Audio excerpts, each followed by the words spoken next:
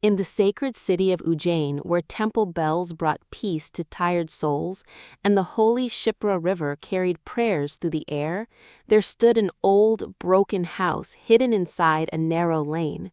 Behind its cracked walls, humanity died a little every single day. In the dark and damp courtyard of that house sat 26-year-old Sanjana. Her forehead, once decorated with the bright red symbol of marriage, now looked empty and lifeless, a plain white sari wrapped around her fragile body. Just a few months ago, she had entered this house as a bride, wearing red wedding clothes and carrying countless dreams in her eyes. But fate had been cruel. Only days after her marriage, her husband died in a tragic accident. Before the ashes of his funeral pyre had even cooled, Sanjana's life turned into a nightmare. The same family that had welcomed her with music and smiles now treated her worse than a servant.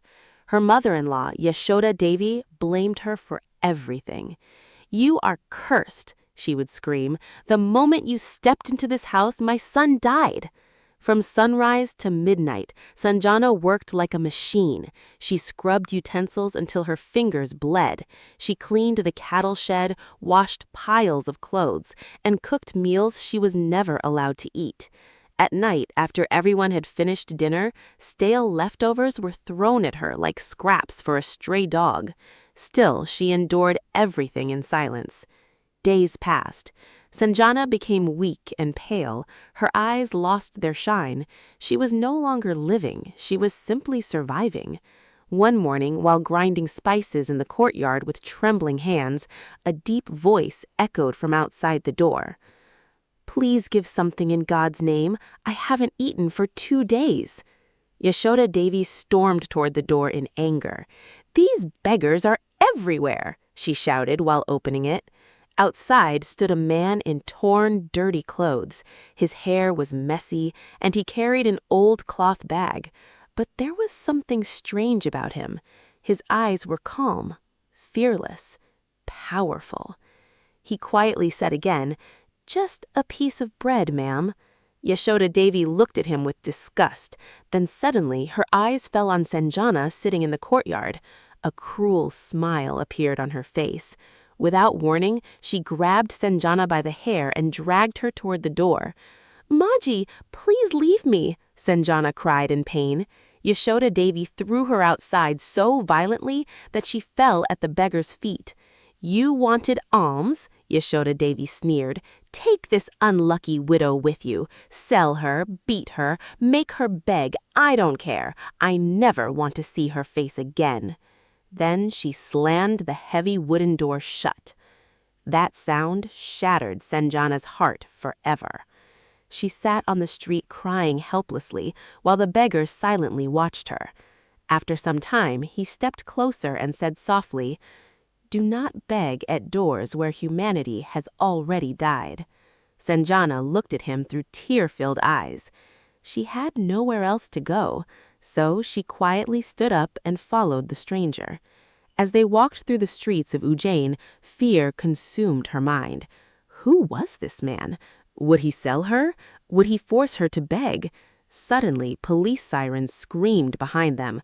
A police jeep stopped nearby. An arrogant inspector stepped out and saw the crying young widow beside a ragged beggar. Without asking questions, the inspector grabbed the beggar's collar. "You filthy thief! Did you kidnap this girl?" Before the beggar could answer, the inspector slapped the beggar hard across the face. But the stranger did not move, not even an inch. He slowly lifted his eyes and stared directly at the inspector. That stare froze the officer's blood. Just then, a constable came running toward them, sweating heavily. He showed something on his phone and whispered in the inspector's ear. The inspector's face turned pale instantly. His hands started shaking. The police baton slipped from his fingers, and then, to everyone's shock, the inspector fell to his knees before the beggar. "Sir, please forgive me. I didn't recognize you." Sanjana stood frozen in disbelief. Who was this man that even the police feared?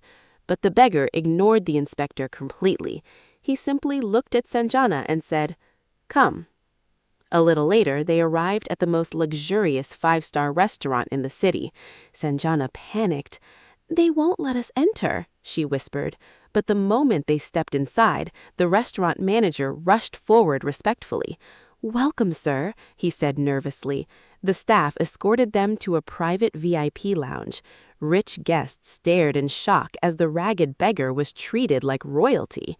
Expensive dishes filled the table. "Eat," the stranger said calmly. "You will never sleep hungry again." Tears rolled down Sanjana's cheeks as she tasted warm food after so many painful days. Later, the beggar turned to the manager and said firmly, "From today, this girl will work here." The manager immediately bowed his head. "Yes, sir." No questions asked. Days turned to weeks. Every evening at exactly 7 o'clock, the beggar would arrive at the restaurant. Everyone treated him with deep respect. Slowly, Sanjana's fear turned to curiosity, and then into trust. One evening, she finally gathered courage to ask, "Who are you?" The man smiled faintly. "I'll tell you when the time is right."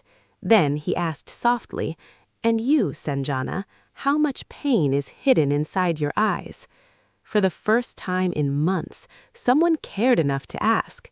Sanjana broke down crying and told him everything: the insults, the hunger, the cruelty, the loneliness. The stranger listened quietly, his fists tightening with anger. Then he gently held her trembling hands. "The people who threw you away like broken glass will soon realize they lost a diamond." Time passed, and their bond grew deeper. One evening, the beggar placed a simple thread before her. "I may not give you gold or diamonds, but I promise that as long as I breathe, I will never let tears fall from your eyes."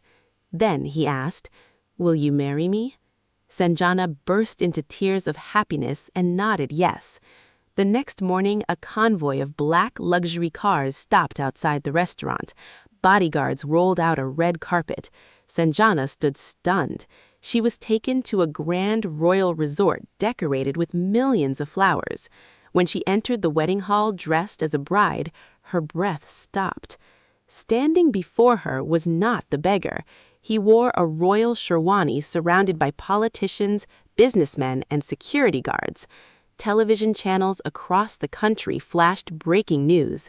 The heir of India's biggest business empire, Aryan Raj Singhani, is getting married today. Sanjana's hands trembled. The beggar was actually billionaire industrialist Aryan Raj Singhani. Meanwhile, back in the same narrow street, Yashoda Devi's life had completely collapsed. Her younger son lost everything in gambling. Their house was seized. The family now lived under a broken roadside shelter. Hungry and hopeless, they watched a tea-shop television showing the royal wedding live. Then the camera zoomed on to the bride's face. The teacup slipped from Yashoda Devi's hands and shattered on the ground. "It's Sanjana!" Her body shook with horror. The girl they had thrown out like garbage had become the daughter-in-law of one of the richest families in the country.